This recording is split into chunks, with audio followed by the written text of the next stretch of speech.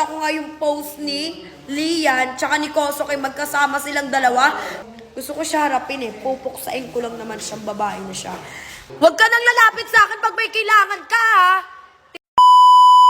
Hi. Hello. Welcome to my channel. This is your Minds Fang Vids.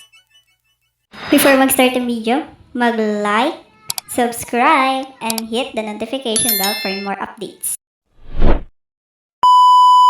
So yun guys, gabing-gabi na nga at anong oras na madaling araw na pala, naiinis ako, nababad trip ako. Paano ba naman nakita ko nga yung post ni Lian tsaka ni Kosoke, magkasama silang dalawa. Tapos naka-caption pa doon, what if kami na lang? Ayun yata yung basta ganon. Nakita ko ngayon dito si Lian. Gusto ko siya harapin eh. Pupuksain ko lang naman siyang babae na siya. Kasi pinayagan na nga silang mag-TikTok na dalawa. Okay na nga sa akin. Tapos yung caption niya, ganun pa. Uy, Diyos ko, yan talaga ang hirap sa mga kaibigan na babae. Akala mo talaga tunay silang kaibigan.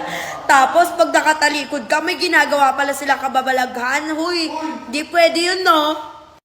Hoy, tigil-tigilan mo ako sa pagsasalamin mo dyan. Nagpapaganda ako kay Kosoke. Hoy, huwag ka nang lalapit sa akin pag may kailangan ka, ha? Tigil-tigilan mo ako sa eksena mo.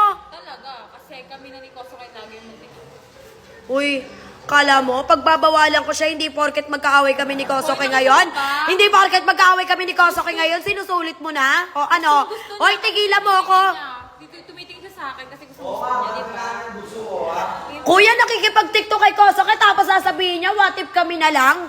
Hoy, di ka magugustuhan, napakalaki mong tao. Bakit? Nakakasawa na kasi yung love team na Koshlane. Mas maganda siguro pag may bago. Uy, tinuring kitang kaibigan, tandaan mo yan. Kuya, tinuring ko tong kaibigan. Sorry. Pag may kailangan sila, ginagawa ko, sinusunod ko, tapos ganyan lang igagati mo sa akin. Oo nga, bakit ganun? Ito, nakikisali pa to eh. Sino ba yan?